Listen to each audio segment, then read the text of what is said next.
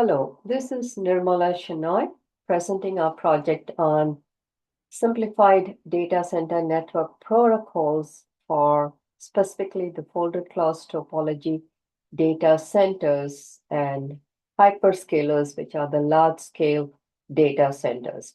Folded-Clos topology is the more popular topology adopted in data centers today, and the team of professors who worked on this project is listed on the screen.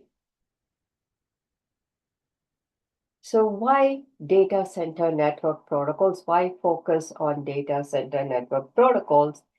DCN data center network is the backbone of the data center, and data centers, as we all know, power the digital world. They are the foundation for modern cloud and AI infrastructure.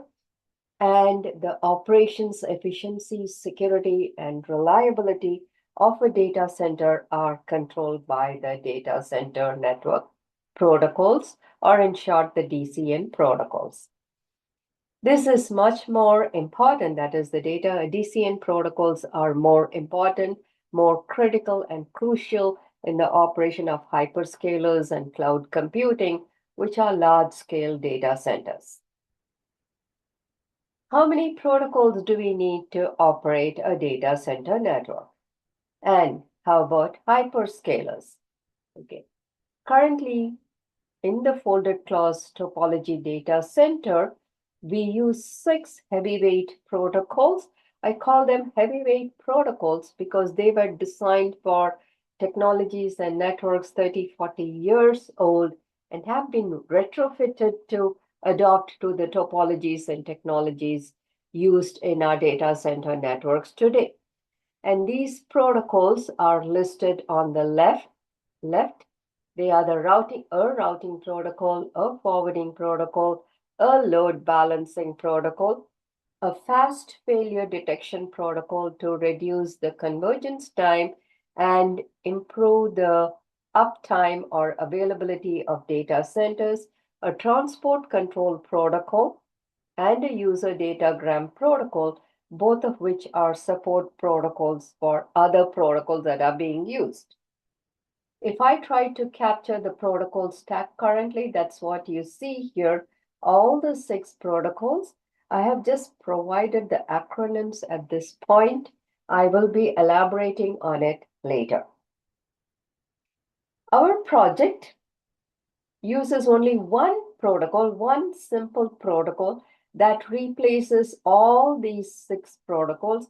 This simple protocol was designed specifically to operate on a Folded-Clos topology data center, and it performs all the essential DCN operations and much more efficiently.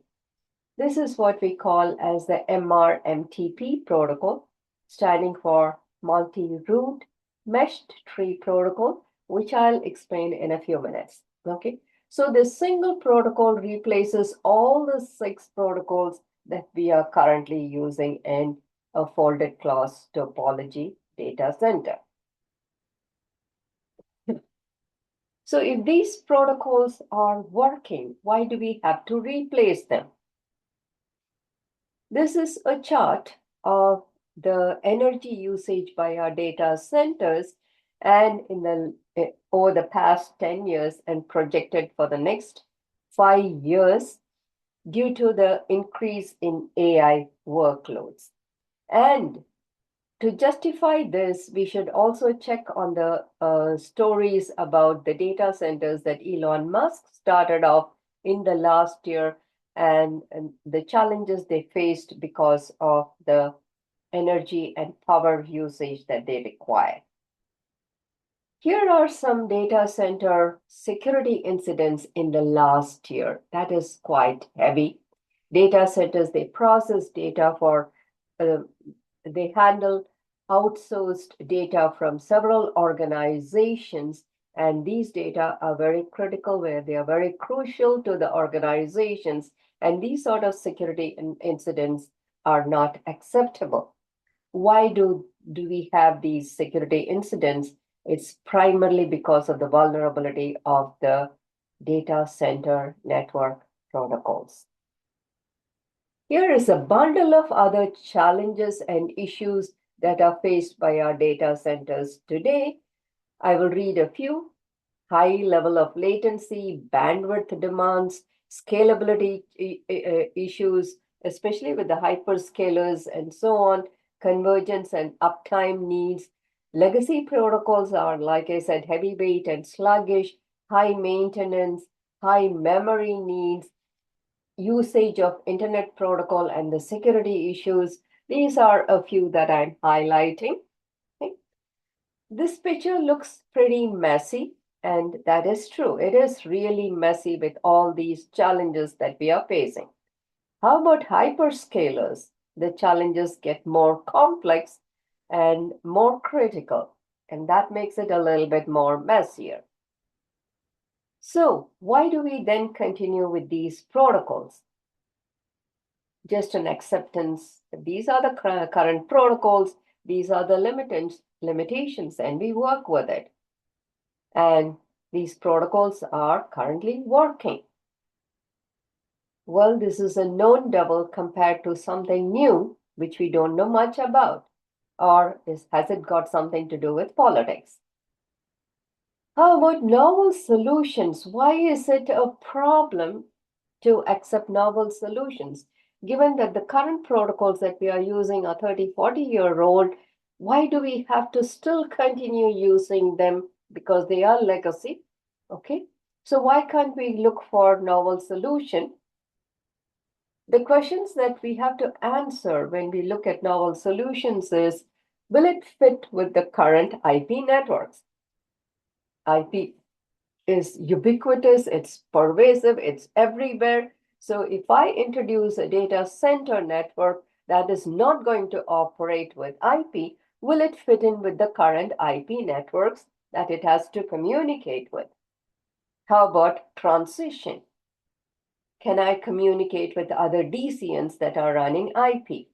How about backward compatibility? Can it handle IPv4 traffic? Will it operate on an Ethernet layer? And what are the benefits? More importantly, the benefits, if you look at it, will depend on the solution. So, the solution that we have proposed, the multi-root mesh-free protocol, is one non-IP protocol. It has no dependency on IP, but it is IP compatible. What are the proven benefits? These are some of the benefits which we were able to prove already, and we will present results to justify these benefits. These studies were conducted on the Fabric testbed, and all the code for our new protocol and all the test scripts to compare with BGP, etc., are all available on GitHub. And the technology readiness level of this project is level 6.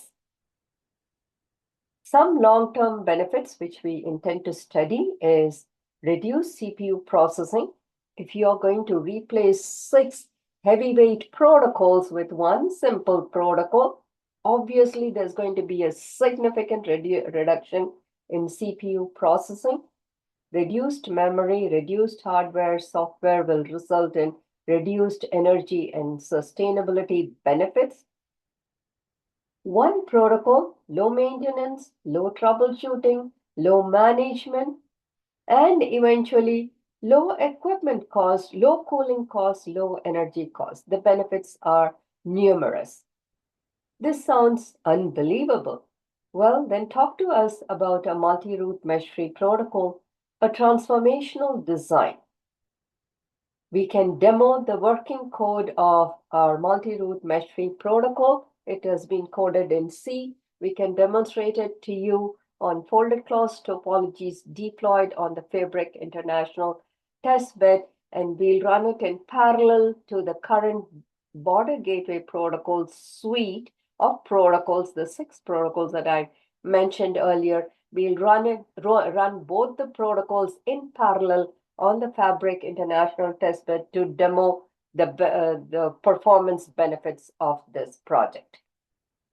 All the code related to both MRMTP and how to download the BGP BFD related code from FRR routing, the scripts to run all the analytical tests on the Fabric International Testbed are available on GitHub. We also conducted some scalability tests using Mininet, which is also an emulation. It's a software emulation testbed. And the problem with running tests on the Fabric testbed is because you're setting up all these virtual machines and building all this topology on the testbed, if I'm going to be building a larger data center, it takes a lot of time. Whereas conducting similar tests on Mininet, we are able to prove the scalability of MRMTP. So on the Fabric International Testbed, we give you the performance results, and then we extend it to Mininet to show that MRMTP is also scalable. Given all the challenges that we know about the interworking between IPv4 and IPv6, MRMTP works smoothly both with IPv4 v6. It works with any current protocols, IP, any layer 3, Ethernet, etc. Okay. Is there an urgent need for it? Obviously, given the challenges that data centers are facing today, and to cut down on all the different security issues and challenges faced by our data centers today, it is imminent that we bring in a novel solution like this that will solve many of these problems. What are we asking for? All that we are looking for is an opportunity to discuss the project with you, discuss any new requirements, see our demos, talk about collaboration. If the demonstrations convince you, talk to us about collaborations. We can start with simple collaboration like student funding, intern, co-op, etc. And if you are convinced, then we can go for long-term collaborations. So what is this multi-root mesh tree protocol technology? What is the technology underlying this protocol? So going back to one of our slides, which we presented earlier about the number of protocols to run a data center network, that is the picture that we showed you earlier with the 6 protocol stack. That's what you see here. BGP, okay, that's your border gateway protocol. That is an inter-autonomous system routing protocol, which has been adapted, retrofitted, or you want to call it, to work on a data center. And then there is the forwarding protocol, which is our internet protocol, which is the one that is available everywhere, and it is the base protocol for all communications today. And then you have a load balancing protocol, which gets enabled with BGP because the Folded-Clos topology is high in redundancy. We need a protocol to load share the traffic between the different paths. And then we need a BFD, which is a fast failure detection protocol because BGP is slow in failure detection, and that can impact the availability and performance of the network. So BFD is just a protocol to speed up convergence in BGP networks. Transport control protocol, we need it because BGP will be running on TCP only. User datagram protocol, BFD runs on UDP.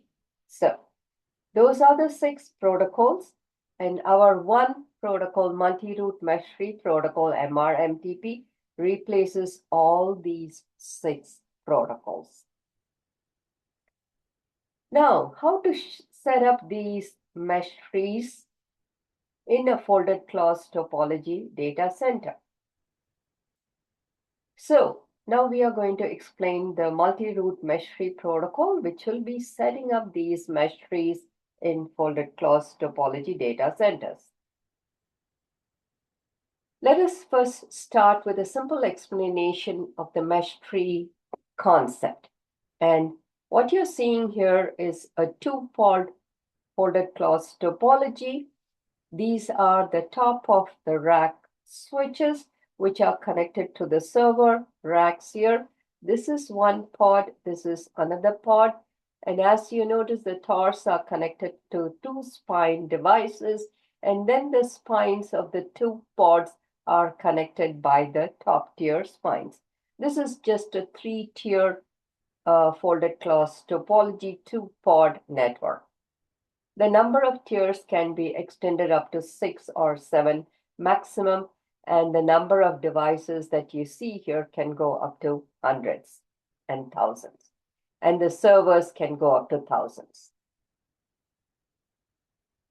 So the TORs, or the root that the one that we have recorded as root, are the top of rack switches or the leaves. They are the roots of our mesh trees. So each TOR is a root, and in this picture, I have 4 roots because I have 4 TORs connecting 4 server racks. What you're seeing here is a purple tree from root 1 that connects to S1, S2, its direct parents, and then connects to the top tier spines. You also see a green tree shown partially, so we don't clutter the picture, and that also will be connecting to its two tier 2 parents and all tier 3 top tier spines. And you see a partial blue tree from root 4. There will also be a tree from root 3. Okay. All the trees from all 4 roots will mesh at all their upper tier spines and the top tier spines. They mesh, it is a virtual mesh because we have a technique here called based on virtual IDs, which will see that these trees, though they look as though they are meshing, they are still maintaining distinct paths because it is a virtual mesh. So, how do we establish these mesh trees? And like I said, we use virtual IDs for that purpose. And this is the same topology that you saw in the last picture. Okay, it's got a little bit more information. These are your tier 1 devices, tier 2 devices, tier 3 devices. And now you will notice that we have assign some virtual IDs to the top of rack switches or the leaves. The root 1 has been assigned a virtual ID 11. This is virtual ID 12, 13, 14. Okay. So now these TORs will advertise their virtual IDs. So this TOR with VID 11 is advertising its virtual ID. S11 and S12, when they hear the advertised virtual IDs, they will send in a request to join, and the TOR will assign a virtual ID 11.1 to S11 and 11.2 to S12 by simply appending the port number on which the request arrived to its virtual ID. So 11.1 goes to S11, 11 dot goes to S12. And then let us take the case of S11. Let us see how the mesh trees are going to be grown. S11 will advertise its VIDs. So S11 is advertising 11.1 on both its interfaces to the tier 3 spines. And S21, S23 in turn will request for a virtual ID, and they will be assigned in a similar manner. S11 will append the port on which the request arrived to its virtual ID. So S21 gets 11.1.1, S23 gets 11.1.2. So this way, all trees from the towers to the top tier spines are constructed. I have just followed the purple tree here, and I have shown only a partial set of it. Now, coming to the tower virtual IDs, I said we are going to assign them a virtual ID 11, 12, 13, and 14. Okay. To reduce the configuration further, these VIDs are currently being derived from a unique byte in the server subnet address. The servers in a rack belong to a subnet. It could be 1 byte, it could be 2 bytes.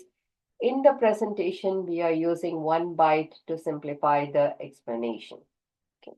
And that's how you will notice that this star has a VID 11 because it connects servers belonging to 10-10-11 network. This star has VID 12 because it connects to servers belonging to subnet 10-10-12 and so on. Okay. After all the virtual IDs have been automatically assigned, configured, okay, the only configuration was you had to tell the towers they belong to tier 1, you have to tell these spines they belong to tier 2, you have to tell these spines they belong to tier 3. And all the other virtual ID assignment is automatic. And when each spine receives a virtual ID, he will also note the port number from on which this virtual ID was received. For example, S21 received 1111 at port 1. Similarly, if you notice, S11 would have received 11.1 at also port 1. Again, to cut down on cluttering up the picture, we have reduced the amount of data here. So S24, similarly, you will see it has got 4 distinct virtual IDs from the 4 roots or the 4 leaf nodes or the 4 towers, and it records all the port numbers on which these virtual IDs were received. Look at the unique virtual IDs here. If you take any of the virtual IDs from here, you can literally trace a path to the tower. Okay. For example, 1211 is for S21. So this 1211 would have come from S11 and VID 12. So I'll leave it to the reader to go through these virtual IDs and identify that each VID is identifying a tree path, a loop-free tree path, and that is the beauty of the virtual ID. It avoids loops. All route paths are established using simple virtual IDs. Okay, that is the way the routing paths have been established. There were no routing protocols. There was no route discovery, no route dissemination, no IP addresses, no configurations required. And as I explained, the only configuration is the tier value for the devices. Okay. That was just the route establishment. It might be worth comparing it to the configuration needs when you have to set up BGP in a router. Okay. Compared to that, this was all auto-configured.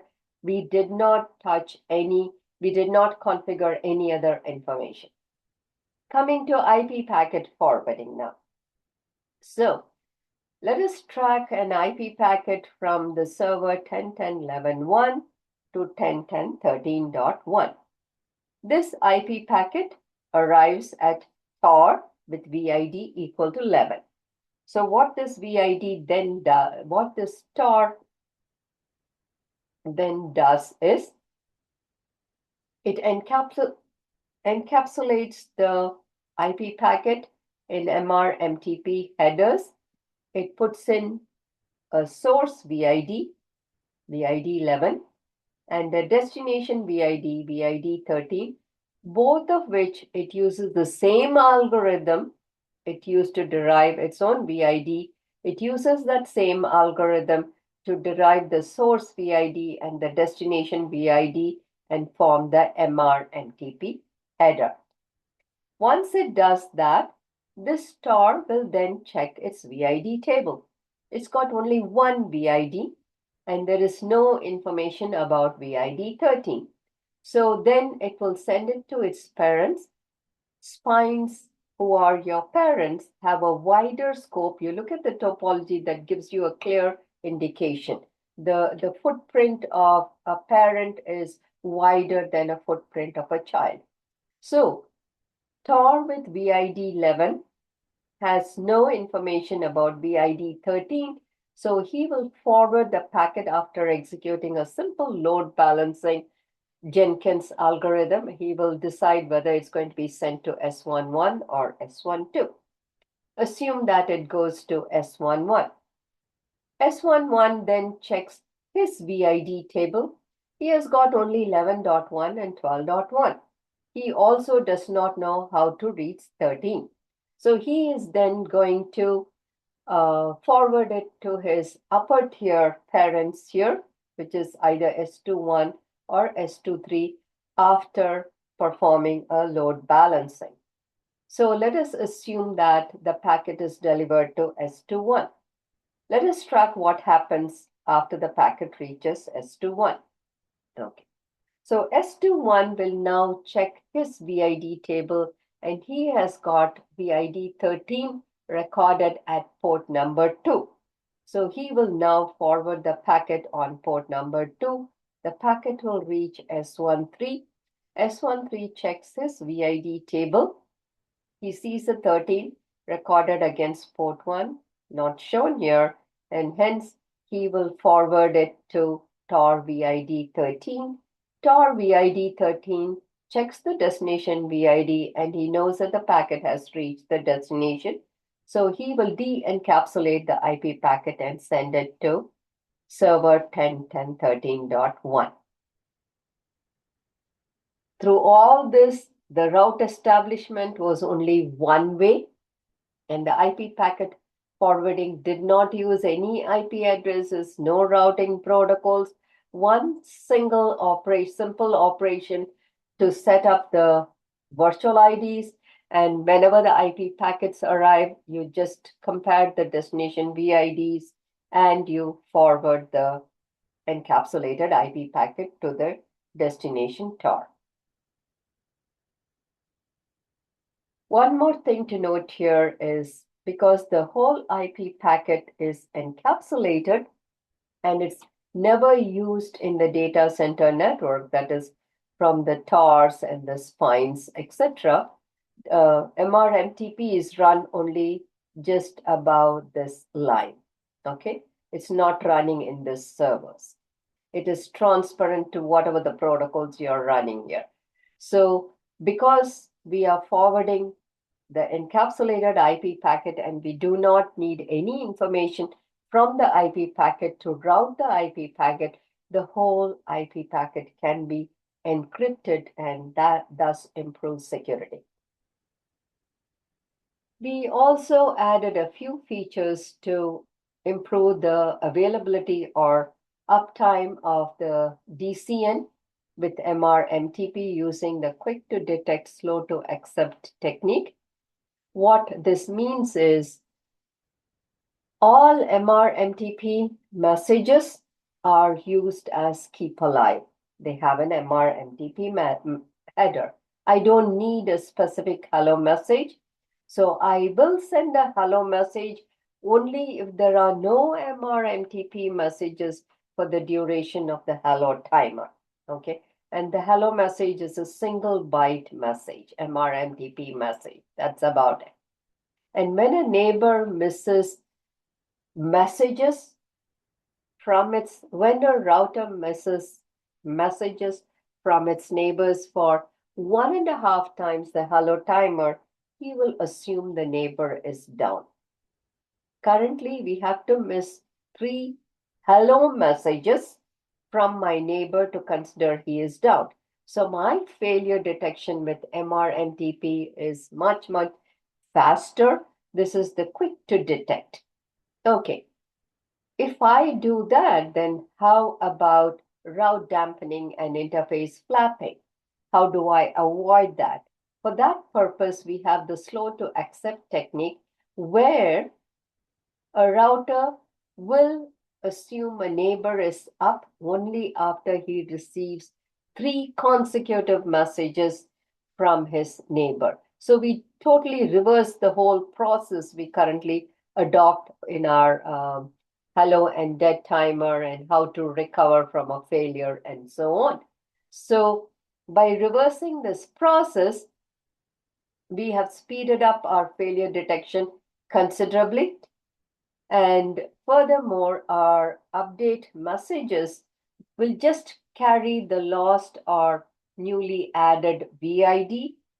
That's the only information. No routing information is carried in these messages. And on receiving an update, the node that receives that update will just make a note that that particular VID is either accessible or inaccessible on a port. Remember, we mark every VID to be accessible on a particular port. No route recalculations, no routing table updates, etc. And thus the control overhead or the wasted bandwidth is considerably reduced with MRMTP. How about performance? Okay, this is the 4-pod test topology, and we show it here with the 4 test cases, failure test cases. We fail an interface at TC1. We fail the interface at S11. We fail the interface on the fail the interface connecting S11 to the upper tier. We fail an interface of S21 connecting to the lower tier. 4 different test cases just to see how the position of the failure impacts the performance, protocol performance. So what you see here is the convergence time in milliseconds, and that is MRMTP convergence time as low as 120 to 135 milliseconds. This can again be further reduced. We are still working on new techniques on that. And this should be compared with BGP. Actually, we reduced BGP's hello timer to 1 second in our test. And that is where you see that it comes to around 2 to 3 seconds here. And with BGP, you will notice that there is a dependency on where exactly the failure occurred. If it is TC2 and TC4, the convergence time is faster, okay? And if it is TC1, TC3, the convergence. So the position of the failure, relative position of the failure impacts convergence time. If we enable BFD in BGP, the convergence time is significantly reduced. And that is because we set the BFD to 300 milliseconds hello timer. How about the control overhead? How many bytes of traffic is generated to recover from a failure and stabilize all the route information? Again, with MRMTP, you will see how low the control traffic is, okay? And that is for BGP. You will notice that there's no difference whether you enable BFD or not here. That is because we did not calculate the hello timer, etc., because that's really not control traffic. And if we included that, that would be a lot of traffic because BFD literally floods the network with hello messages. We then tried to estimate the packet loss for those 4 different failure cases. So we conducted 2 different tests here. One is an upstream traffic and one is a downstream traffic. So what is the difference here if we go back here? So upstream is when the traffic is going from C11 to C3 or C4, and the failure happens as the traffic is heading up this way, okay? Now, instead of doing that, if the traffic was coming from C4 to C1, And if I failed at the receiving end, what is the impact? Because now the failure points are far away from the traffic sender. So we wanted to investigate these two cases, and that's what we captured here. So in the case of upstream or downstream, note how low the packet loss with MRMTP is. We are still working to improve this. And if you have BGP only without BFD enabled, you see some significant packet loss for some test cases. When BFD is enabled, the packet loss drops considerably because BFD is speeds up failure detection. Here is a comparison of the configuration. And if you notice, we have not provided the configuration for enabling BFD here. This is just BGP's configuration. And this is at one router. And this is the JSON file for the whole 4-pod data center, all the routers. All that is, this JSON file is telling is which tier the spines are in, and so on, which is the top spine, and so on and so forth.